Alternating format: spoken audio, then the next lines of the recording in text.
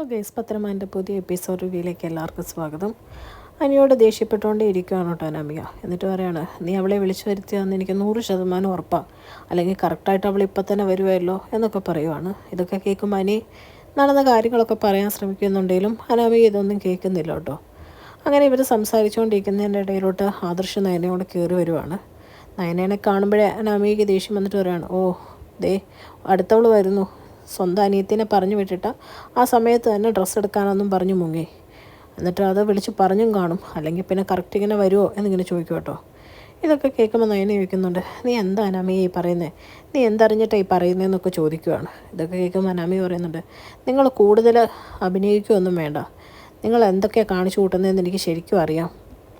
നിങ്ങളുടെ കൂടെയൊക്കെ നിന്ന് കഴിഞ്ഞ് കഴിഞ്ഞാൽ അവസാനം വല്യമ്മയ്ക്ക് വന്ന അവസ്ഥ തന്നെ ആവും എനിക്കും. എന്നെ വീട്ടിൽ നിന്ന് പുറത്താക്കാൻ വേണ്ടി നിങ്ങളൊക്കെ വിഷം തന്നെ കലർത്തി തരും എന്ന് പറയും കേട്ടോ.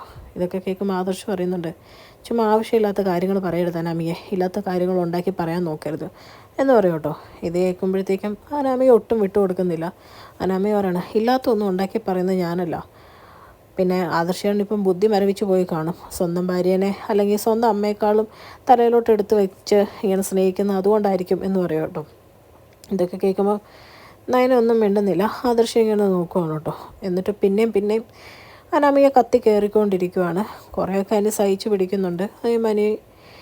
ഈ പയ്യെ ഇടയ്ക്ക് ദേഷ്യപ്പെടുന്നുണ്ട് കേട്ടോ. ആ സമയത്ത് ആദർശ് പറയുന്നുണ്ട്, നീ ചുമ്മാ ആവശ്യമില്ലാത്ത കാര്യങ്ങൾ പറയരുത് അനാമികയെ.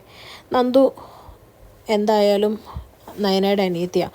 സോ അവളുടെ അമ്മായിയമ്മയെ കാണാൻ വരുന്നതിൽ ഒരു തെറ്റും ഉണ്ടെന്ന് ഞങ്ങൾക്ക് തോന്നുന്നില്ല എന്ന് പറയും കേട്ടോ. അപ്പോഴത്തേക്കും നയനയും പറയുകയാണ്, അത് നേരാ, ചുമ്മാ നീ ആവശ്യമില്ലാത്തൊന്നും പറയണ്ട എന്ന് പറയുമ്പോഴത്തേക്കും അനാമിക നയനയ്ക്ക് നേരെ കൈ ഉയർത്തു കേട്ടോ. കൈ ഇങ്ങനെ ചൂണ്ടിപ്പിടിച്ചിട്ട് വെല്ലുവിളിക്കുന്ന രീതിയിൽ പറയുവാണ്.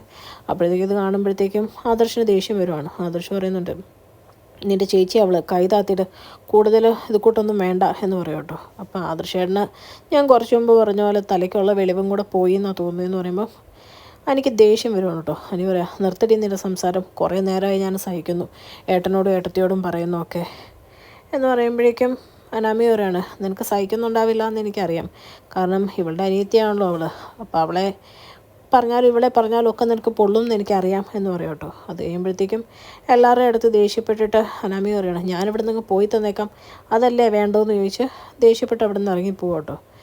അനാമിക പോയി കഴിയുമ്പോൾ അനി ആദർശിനോടും നയനോടും പറയുക, ഞാൻ അപ്പോഴേ പറഞ്ഞതല്ലേ ഈ കുടുംബത്തിന് യോജിച്ചതല്ല എന്ന്. അപ്പോൾ ആദർശ് പറയുന്നുണ്ട്, എടാ അവൾ ചെറിയ കൊച്ചല്ലേ എന്ന് ചോദിക്കുമ്പോഴേക്കും അനി പറയുവാണ്, അവൾ ചെറുതാണ്, ഓക്കെ സമ്മതിച്ചു, പക്ഷേ അവൾക്ക് നല്ല അഹങ്കാരമുണ്ട്, അവളുടെ അമ്മയ്ക്കോ അതിലേറെ അഹങ്കാരമുണ്ട്. എല്ലാവരും കൂടെ ആ ബന്ധം എൻ്റെ തലയിൽ കെട്ടിവെച്ചു, ഞാൻ കുടുങ്ങി, എൻ്റെ ജീവിതം പോയി എന്നൊക്കെ പറഞ്ഞ് അനി ഒരുപാട് വിഷമിച്ച് അവിടെ നിന്ന് പോവുക കേട്ടോ. അത് കഴിയുമ്പോൾ ആദർശ് നയനോട് പറയുന്നുണ്ട്, അവൾ ചെറിയ കാര്യത്തിന് നമ്മളെ ചൊടിപ്പിക്കാൻ നോക്കിയാലും നമ്മളും കൂടെ കട്ടയ്ക്ക് നിൽക്കാൻ നോക്കരുത്, അവൾ കൂടുതൽ പ്രശ്നങ്ങൾ ഉണ്ടാക്കാനേ നോക്കുള്ളൂ, അങ്ങനെയൊക്കെ സംഭവിച്ചു കഴിഞ്ഞാൽ അനിയുടെ ജീവിതമാണ് പോകുന്നത് എന്ന് പറയും കേട്ടോ.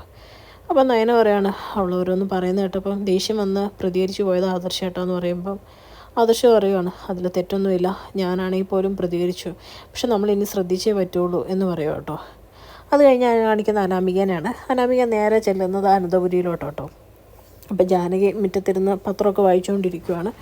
ജാനകിയോട് പറയാണ്, ഞാൻ നാണം കെട്ട് തിരിച്ച് കയറി വന്നതൊന്നുമല്ല, എൻ്റെ ഭർത്താവെന്ന് പറയുന്ന ആൾ എന്നെ വിളിക്കാൻ വരാത്തതിന് കാരണം എന്താണെന്ന് എനിക്ക് ശരിക്കും മനസ്സിലായി. വല്യമ്മ എനിക്ക് ജീവനാണ്, ഹോസ്പിറ്റലിൽ വല്യമ്മയ്ക്ക് കൂട്ടിരിക്കേണ്ടത് ഞാനാണ്, പിന്നെ നയനെ അവിടെ കുറ്റിയടിച്ചിരിക്കുന്നതുകൊണ്ടാണ് ഞാൻ അവിടെ ഇരിക്കാതെ. അപ്പോൾ ഇന്ന് വല്യമ്മയെ കാണാൻ ചെന്നപ്പം ദേ നന്ദു എന്ന് പറയുന്നവൾ അവിടെ ഉണ്ട്, അനി വിളിച്ചു വരുത്തിയതായിരിക്കും, അല്ലെങ്കിൽ സ്വന്തം അനിയത്തിനെ ചേർത്തി പറഞ്ഞു വിട്ടതായിരിക്കും, എന്താണെന്നറിയത്തില്ല, അവളും അവനും കൂടെ അവിടെ ഇരുന്ന് സംസാരമായിരുന്നു എന്ന് പറയും കേട്ടോ. ഇതൊക്കെ കേട്ട് ജാനകി പറയാണ്, അവളുമാരുടെ മനസ്സിലിരിക്കുന്ന ഒരാഗ്രഹവും നടക്കാൻ പോകുന്നില്ല, അത് ഞാനൊട്ട് സമ്മതിക്കാനും പോണില്ല, എല്ലാത്തിനും ഞാൻ പുറത്താക്കുമെന്ന് പറയുന്ന സമയത്ത് ഇത് കേട്ടോണ്ട് നവ്യ അങ്ങ് വരും കേട്ടോ. നവ്യ എന്നിട്ട് കാണുമ്പോഴത്തേക്കും ജാനകി പറയണം, ആ വന്നല്ലോ എന്ന് പറയും കേട്ടോ. അത് കഴിയുമ്പോഴത്തേക്കും ജാനകി ചോദിക്കുകയാണ്, നിനക്കൊക്കെ നാണമില്ലേ ഇപ്പോഴും അനിയുടെ പുറകെ നിൻ്റെ അനിയത്തിനെ പറഞ്ഞു വിടാൻ എന്ന് ചോദിക്കും കേട്ടോ. കുറേ നേരം എല്ലാം കേട്ട് നവ്യ മിണ്ടാതിരിക്കുമായിരുന്നു. അവസാനം ദേഷ്യം വന്നിട്ട് നവ്യ പറയാണ്, അതെ ഇവളുടെ പുറകെ ഇവളുടെ ഭർത്താവ് പോണില്ല, മറ്റ് പെണ്ണുങ്ങളുടെ പുറകെ പോകുന്നുണ്ടെങ്കിൽ അത് ഇവളുടെ കഴിവുകേടാ എന്ന് പറയും കേട്ടോ. ഇത് കേൾക്കുമ്പോഴേക്കും ജാനകി നവ്യനെ കളിയാക്കി പറയാണ്, ഇത് നീ തന്നെ പറയണം എന്ന് പറയും കേട്ടോ. അനാമിക കൂട്ടുപിടിച്ച് നവ്യനെ കളിയാക്കുക. അത് നേരാ, ഒരു ദിവസം ഭർത്താവ് അങ്ങ് സ്നേഹിച്ചപ്പോഴേക്കും വലിയ ആകാശം മുട്ട സ്വപ്നങ്ങൾ കണ്ട ആളാ എന്നെ ഉപദേശിക്കാൻ വരുന്നത് എന്ന് പറയും കേട്ടോ.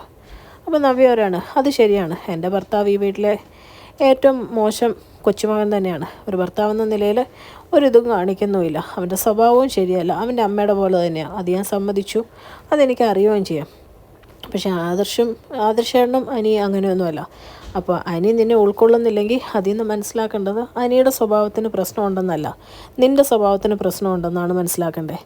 നിൻ്റെ അഹങ്കാരം കൊണ്ടാണ് അനി നിന്നെ തിരിച്ച് വിളിക്കാത്തതെന്ന് പറയട്ടോ.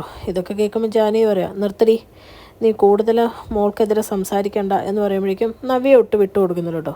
നവ്യ പറയണം, ഞാനെന്തിനാ സംസാരിക്കാതിരിക്കുന്നത്, എന്നെ ഇങ്ങോട്ട് പറഞ്ഞാൽ തിരിച്ച് ഞാനും പറയും. പിന്നെ ഞാനും നയനയൊക്കെ ആവശ്യമില്ലാത്ത കാര്യങ്ങൾ ഇനി കേട്ടുകൊണ്ടിരിക്കുന്നു, ആരും പ്രതീക്ഷിക്കുകയും വേണ്ട എന്ന് പറയുകയാണ്. അത് കഴിഞ്ഞ് ജാനകി നിൽക്കെ തന്നെ നവ്യ പറയുവാണ് അനാമികയോട്, നിനക്ക് അന്ന് പായസത്തിൻ്റെ കാര്യത്തിൽ എന്താ സംഭവിച്ചതെന്നറിയാലോ. അപ്പം നിൻ്റെ അച്ഛൻ വരെ അതിന് കൂട്ട് നിൽക്കുന്നുണ്ടെങ്കിൽ നിങ്ങൾ എത്ര അതപ്പതിച്ച കുടുംബമാണെന്ന് എനിക്ക് ശരിക്കും അറിയാം എന്ന് പറയും കേട്ടോ. ഇത് കേൾക്കുമ്പോഴേക്കും അനാമികയ്ക്ക് ദേഷ്യം വന്നിട്ട് ഹെഡി എന്ന് പറഞ്ഞ് കൈ ചൂണ്ടുക കേട്ടോ നവ്യയുടെ നേരെ.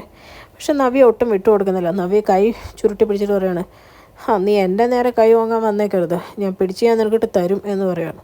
അപ്പോഴേക്കും ഇത് കേട്ടുകൊണ്ടിരിക്കുന്ന ജാനകി പറയാണ്, എന്ത് പറയാനാ, ഇവളെയൊക്കെ ജനിപ്പിച്ച് വിട്ട അച്ഛനെയും അമ്മേനെയും പറഞ്ഞാൽ മതിയല്ലോ എന്ന് പറഞ്ഞിട്ട് ഗോവിന്ദനെ കുറ്റം പറഞ്ഞുകൊണ്ടിരിക്കും കേട്ടോ.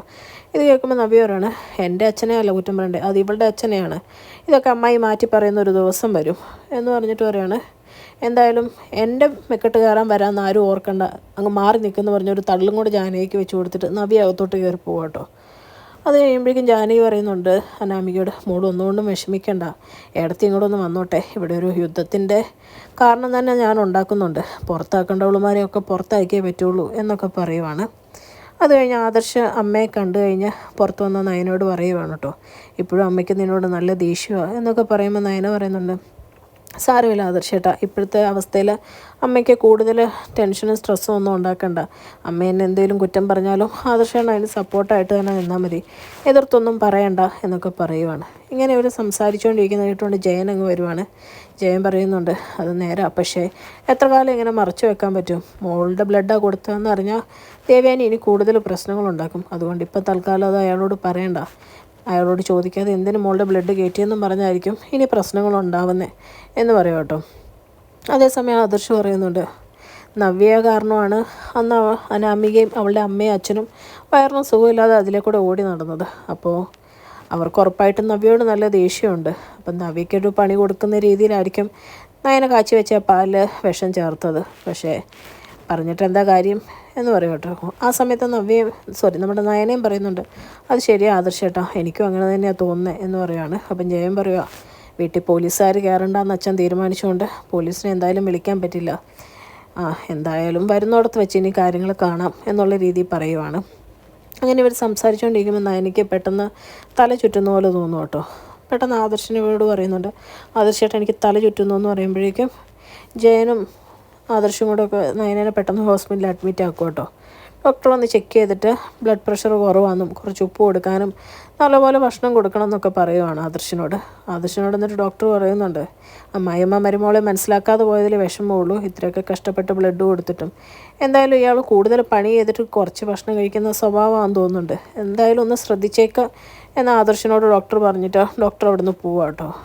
അത് കഴിയുമ്പം ജയനും പറയുന്നുണ്ട്, നേരാ, നീ മോളുടെ കൂടെ ഇരിക്കുക, മോളുടെ കാര്യം ഇനിയിപ്പോൾ അച്ഛനോടും അമ്മയോടൊന്നും പറയണ്ട, അവർക്കും ടെൻഷനാവും എന്ന് പറഞ്ഞിട്ട് ജയൻ അവിടെ നിന്ന് അങ്ങ് പോവാം കേട്ടോ.